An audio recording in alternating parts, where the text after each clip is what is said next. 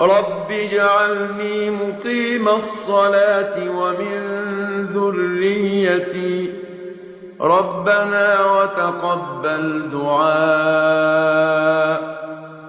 ربنا اغفر لي ولوالدي وللمؤمنين يوم يقوم الحساب